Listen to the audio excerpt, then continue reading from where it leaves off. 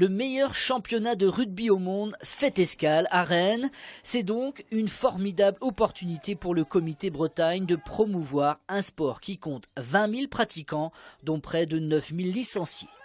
Le boom est déjà là, on est quand même depuis 10 ans en pourcentage le premier national en termes de développement. Donc, des clubs, nous en avons 64, mais il y a 4 créations en cours, vous voyez, on continue de créer.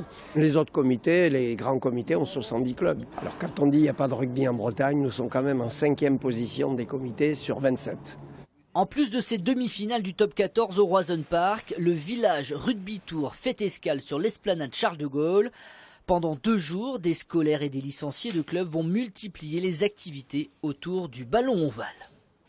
Il va y avoir deux aires de jeu, 2 grandes aires de jeu, donc 2 terrains gonflables de 30 mètres par 40 mètres, sur lesquels là on va avoir une pratique plutôt de match.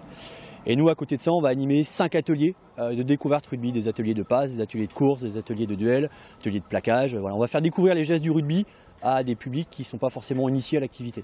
C'est ça l'idée. Voilà. Et après, bien sûr, le bouclier de Brennus sera présent sur le site, les enfants iront faire des photos, rencontrer des joueurs, des anciens joueurs de haut niveau qui ont joué au top 14 qui sont également présents. Ce lieu de promotion du rugby devrait attirer plusieurs milliers de personnes. Les plus chanceux d'entre eux se dirigeront ensuite vers le Roison Park. Les 2 premiers demi-finalistes y sont entraînés. Morgan Parra, Scott Speeding ou encore Wesley Fofana évolueront dans une enceinte à guichet fermé.